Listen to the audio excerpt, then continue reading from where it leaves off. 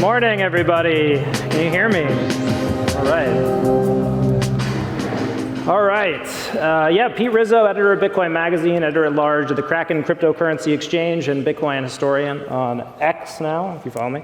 Welcome to the ossification debate. Does Bitcoin need to change? Of course, we've got Mr. Jameson Lopp up here who just gave a fantastic overview of ossification, and Munib Ali, CEO of Trust Machines. All right.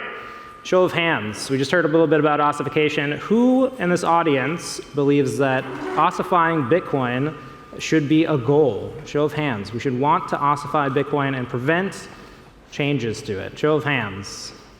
Don't be afraid. Wiggle around. All right, we got one lone hand there. OK, who thinks that ossifying the Bitcoin protocol is a concern? Show of hands. OK, well, that's a great, thank you from the audience. OK, so we're going to define ossification, maybe state the positions on the panel. So I guess without further ado, what is ossification? Are you for it or against it, and why? Let's go with Jameson. Yeah, I mean, ossification basically means no longer changing the protocol. I think it really comes from like almost calcification of bones, if you will. The idea that in order for the network to continue working and people to be able to rely upon it, then it needs to remain stable rather than in flux. Maybe I'm making an assumption, but it sounds like from your presentation you are against ossification. Yeah, I think that Bitcoin at a protocol level should be conservative. But as I said, there are risks if you can't respond to changes in the environment. Well, we'll dig into all the nitty-gritty on why the pro-ossification movement might have something to say. Munib, are you for ossification? What does it mean to you, and why? Yeah, I think the way I think about this is that being for or against ossification really depends on the definition of ossification you're using. And in my mind, when people talk about ossification, I look at it as a trend. That is Bitcoin trending towards becoming more stable and hard to change over time? Because you did say in your presentation, I mean, durability is a feature that we want from Yeah, exactly. Or is it becoming more experimental? I definitely don't want Bitcoin L1 to become more experimental over time. I want it to become more durable over time, and I would say trend towards ossification. And I think the second part of it is the ossification debate really forces interesting discussions. That if you want to trend towards ossification, I'm not saying that, hey, we could do this today or tomorrow or maybe even 5 years from now or 10 years from now. Then it forces a discussion that what sort of properties do you want from the L1? And so that most things can happen on the L2. And I think that's a very interesting debate to have, right? I want to see if those hands are working. We had a minimal show of hands earlier. So talking a little bit about participation and network consensus, how many people here run a node? You have a computer or a device that stores the Bitcoin blockchain at home. Come on, everybody. We should see a full room here. All right, a few. How many people have actually participated in Bitcoin consensus? You've run software with a proposed change. You've signaled for a software with a proposed change. Show of hands. You participated in Bitcoin governance. We got one in the back. All right. So pretty minimal participation here, which I think highlights some of the issues. So barreling into that question, I think we've seen a lot of innovation on Bitcoin this year, right? We've seen the Ordinals protocols bring, something I think that is technically better than an NFC to the network. We've seen BRC20s. We've seen BitVM. All of this is happening without lower level changes to the protocol.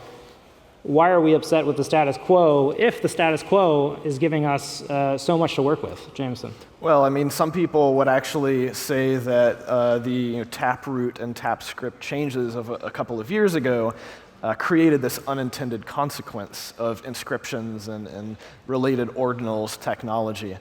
So, as I said, there are always unknown unknowns, and you can't necessarily know, what the entire breadth of functionality and how it will be used if you're just creating primitives that people can build on top of. I think you could argue that people could do inscriptions without Taproot. It just made it easier. But as we keep going forward, we need to look at the ecosystem as total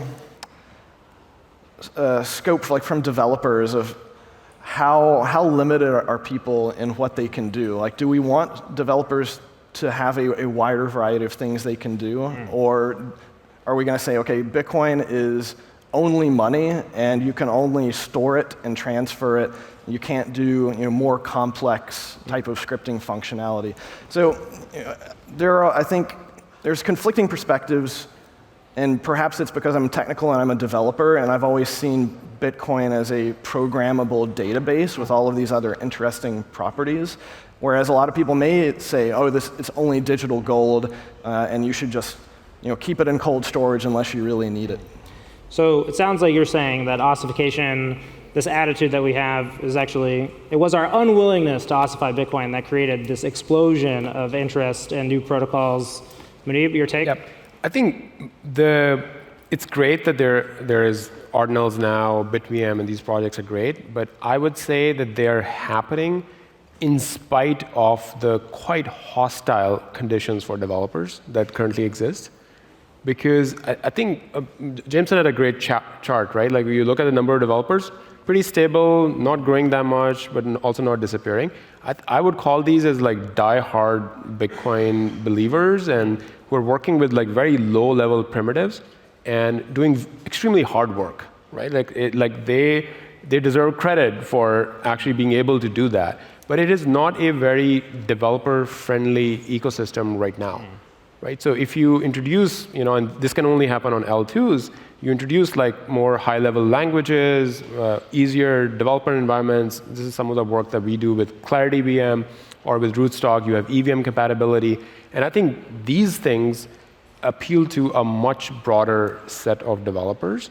And I think that it can be really good for the Bitcoin economy. If all of those developers start using BTC as an asset on an L2, I think that could be really good for Bitcoin. So we shouldn't look at like, hey, look, BitVM happened. That means that developers can do this. It just means a very, very tiny portion of developers can do it. My next question, right? We've seen BitVM this week. I'm not sure if people are familiar with the proposal. Could bring smart contract functionality to Bitcoin, or it might be more apt to say it discovered that it was already there. So you could make the argument that maybe 10 years ago we could have made it easier for smart contracts to happen, and then we would have never discovered that this was possible, right? It really is when Robin Linus put out this proposal, he discovered something that generations of people who launched other cryptocurrencies didn't discover. Does not ossification encourage that? And then if you block that pathway, what will you lose, Jameson? Yeah, I mean, on one hand, there's kind of the time preference argument of it may be a sort of non-falsifiable statement. Some people will say, oh, you can do anything you want on Bitcoin if you try hard enough. But the flip side of that is, who is going to try hard enough, right? If it's really, really, really hard, it may only be. I mean, we have seen people this year. They did. Casey Rotemore tried hard enough. Robin Linus tried hard enough. Yeah. So then, the question is, what would the world have been like if it wasn't that difficult? It's very hard to say. Don't we know? Isn't that the cryptocurrency ecosystem? Is that world? No, Muneeb? Yeah. No, I think the BitVM thing, I wrote some analysis about it as well. I think there are many things to be extremely excited about for BitVM. Like, for example, personally, the thing that I'm most excited about is that it can actually lower the trust assumptions for moving BTC between L1 and L2. I think that's huge. But I would want to make it very, very clear that these are not what you call full smart contracts or full VM, right? This is something different. It's more similar to DLCs, and having basically advanced capability to prove something between multiple parties versus the type of contracts that people are used to on Ethereum or Solana. But we don't know whether people will build on that and achieve even more. We sort of like, we know that if there are two ends of the spectrum, they're starting on this end of the spectrum. And we are talking about people who are already operating on this end of the spectrum. So these are very different things. And I want to be careful about it, because people confuse Taproot with smart contracts. This was just a year ago, right? There were headlines that smart contracts are coming to Bitcoin. No, these are not. It was the same scripting language as ever. It was just constructed exactly differently. I don't want to make the same mistake with BitVM again, right? Like that's why I was pretty vocal about it. That hey, these are not what most developers would consider full smart contracts. Well, let's dive into the activation process. I think when most Bitcoiners say they're pro-ossification, really what they're saying is our activation process is a mess. Partly that's by design. You have the UASFs, the MASFs, URSFs. Some of this hasn't been tested. Some of it has. So I guess the question I would have to the panel is essentially, if you're against ossification, are you pro some sort of regular or recurring or standardized upgrade process? Yes or no, Jameson? I think it's not feasible to ask for that. Unlike many other cryptocurrencies that have foundations and set standards and processes, Bitcoin is too diverse and too spread out to do that. Even the group of developers who may be working on a given proposal, or different generation of developers than those before, it's kind of funny. Like you can look and point and say, oh, there's this Bitcoin improvement proposal process, but there is no one who can actually enforce the Bitcoin improvement proposal process. Right, because the network needs to upgrade and activate it. Munib, you're yeah. So I think the situation with Bitcoin is actually very interesting, right?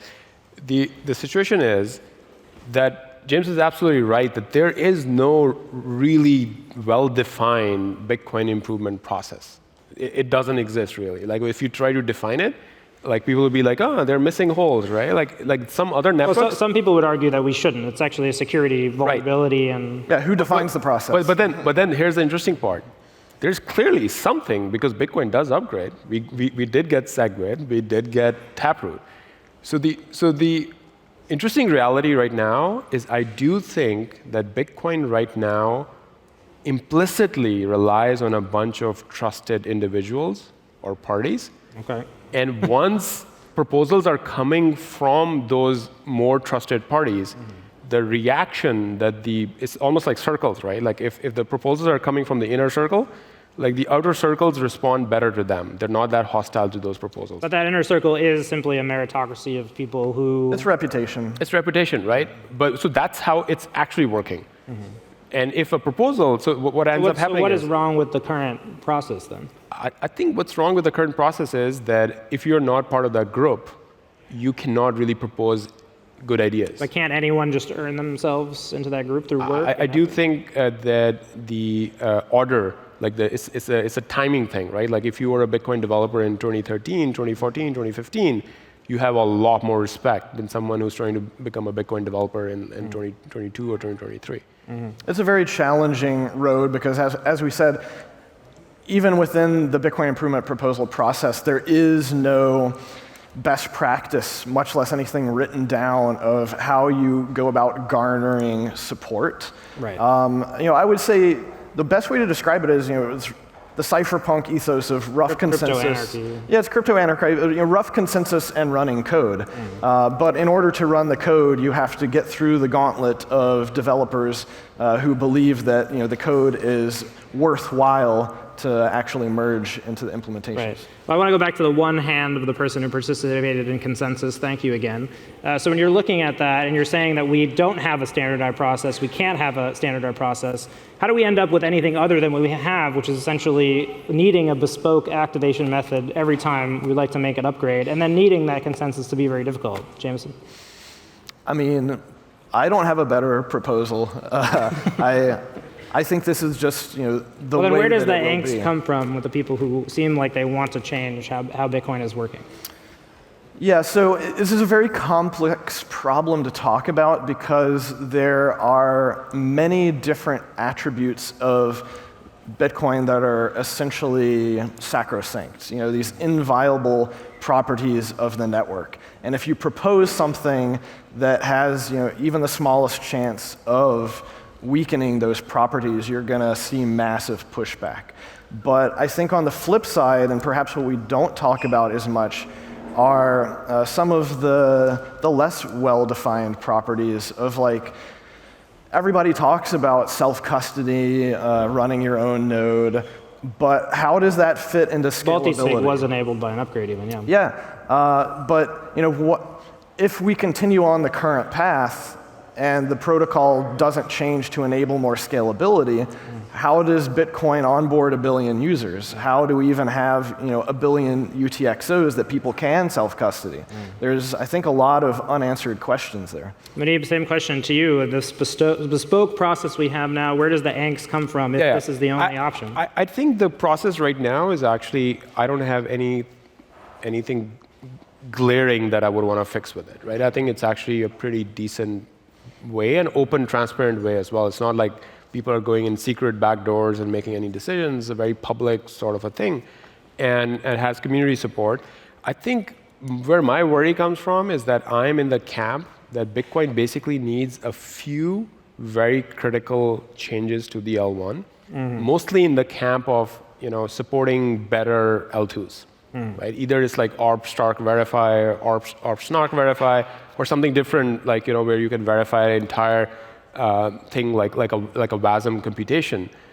But if you get that, right, then I would start caring a lot less about how is Bitcoin upgrading, because you've basically implanted the biggest change that you need, which is much better support for L2s. And then most of the experimentation is happening on L2s after that.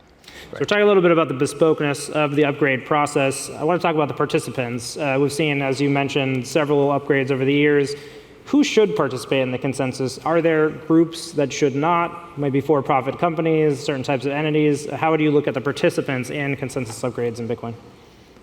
Well, I think everyone who has the capability should participate. But if we saw a company come out and advocate for a consensus change, you would argue that that would be a very negative thing for... No, it depends on what the change is. But this is why it's so complicated, is because there's such a diverse group of participants, and we all have different things that we value and interest. So, much like Muneeb, I think like some of the highest priority improvements should be around permissionless innovation, just allowing for more experimentation to happen so that we don't have to go through this rigmarole every couple of years. I'm a security professional, so I would also like to see the security improvements that I talked about. I'm also a cypherpunk, so I would like to see more privacy improvements. That's a particularly gnarly problem because really strong privacy tends to harm the auditability, which is another one of those inviolable properties of the system. Muneeb, how do you think about the participants in the consensus process? I think it should be open to as many people as possible. So Bitcoin defaults to if there is very high level of consensus and support, only then a change will happen, right? So even small parties who can be very vocal, who can be very vocally against something, can actually stop something from happening, right? So as Bitcoin keeps growing, you can see the trend line, right? Like the more and more people get involved, it's like there will be more people who would be against whatever you're proposing, right? And if Bitcoin keeps going in that direction, that's why I think we have a sweet window of opportunity maybe in the next 5 to 7 years or something, where we should get enough of these changes in that are forward-looking, that enable future permissionless stuff. Like, for example, I don't see privacy happening like in terms of like fully encrypted transactions happening on L1, but we should absolutely have L2s that have that, right? And people who want to use that feature, move their BTC to an L2, they have their privacy there, and then they can come back for auditability at the base layer. Running a bit low on time here, so want to move to the next question. How do we know that we won't destroy or harm Bitcoin? Of course, this was the allegation about some of the things that Taproot enabled with Ordinals. We see the UTXO size increasing. We see the blockchain size increasing. People are concerned about that having a centralization effect. How do we know that we won't harm Bitcoin if we don't ossify? Yeah, I mean, we can't know. As I said, as I said, one of my biggest worries is we ossify and we don't have the scalability and permissionless innovation. And actually, I worry that Bitcoin does go mainstream without these changes, because the only way that I see that happening is by basically 1 billion people ending up with their money in the hands of a dozen centralized gatekeepers. It's very similar to the email problem. You think if we ossified today, that's more likely to happen? Yes. So there are many things to worry about, but it's an interesting process of discovery. For example, we had check template verify that Jeremy Rubin worked on for years and was pretty soundly rejected, but now it's coming back around. He was also proposing a change to the activation process as well as a specific technical change to Bitcoin, so a little bit different there. Would you agree? Yeah. So he gave up on that. Right. But now it's interesting because actually with op vault, we're seeing people looking at op vault in the context of check template verify and saying, oh, these two things are actually mutually compatible and can help make each other stronger. So you're saying the initial negative reaction was positive? It just goes to show how difficult it is to foresee how these things will interact with each other. This is a continual process of discovery. Now, I'm optimistic because this is a system that is widely distributed, and many of us are paying attention to what is happening. So if something does break, and there is general agreement that we have strayed off in the wrong direction, it's still possible to course correct. Manib, how do we know we won't harm or destroy Bitcoin through this process? I think Bitcoin is already sort of like, the culture is to be extra careful. Like if it's a spectrum, we are already leaning towards that. And I think the market forces would pull you more in that direction anyway as Bitcoin becomes more and more adopted. Like, if BlackRock is using it or other people, like people would want stability more and more. So I would say that right now, this year, seeing the revival of interest in developers, and Bitcoin certainly became relevant in the rest of the industry where the developers were, right? So this year would be probably the worst time to signal that, hey, we are going to ossify Bitcoin. Right? Like a lot of developers are getting interested. They're feeling that, hey, Bitcoin is open to change, new things are happening. So I think this year would probably be the worst time to signal that, hey, we are actually not. Well, that brings me to my last question. Isn't ossification an inevitability? And then how do you know when that line is or where it is, Jameson? Yeah, I mean, we won't really know in hindsight. I think we're seeing that the time period between making changes to the protocol is growing. And so, perhaps if we've gone for a decade, then most people will agree that there's no more changes that are likely going to happen. But once again, I worry we get to a point where 50 years from now, we do need to make a change in response to something, and there are literally no developers alive who have gone through that process. Manib, question is when will we know we've done it? I think when basically there are no more improvement proposals needed from the layer, right? Like you look at TCP/IP, like it's like I think some work happens there, but in decades, like TCP/IP has not changed. Why? And I'm going to really sound like a broken record, because they enabled other layers on top. Right? Other layers on top were able to give the new features so that TCP/IP never had to change. So I think ossification, I don't think it's like something you can proactively drive towards. It's something you reach because people are no longer demanding features from that base layer anymore. And I think that can never happen without very thriving economy of like L2s and L3s and L4s on top. We got a little bit of time left. Just want to run that show of hands again, get people up and ready. How many people now, after hearing everything you've heard, think that ossification is a concern? Show of hands here. Okay. How many people believe that ossification is a goal? We should keep Bitcoin the way it is. All right, one guy. Thanks. All right. And how many people learned something about ossification or learned about the Bitcoin process? Okay, there we go. Maybe that's the best we can hope for. Mission Thanks, guys. accomplished. Appreciate it. Thank you. Thank you so much.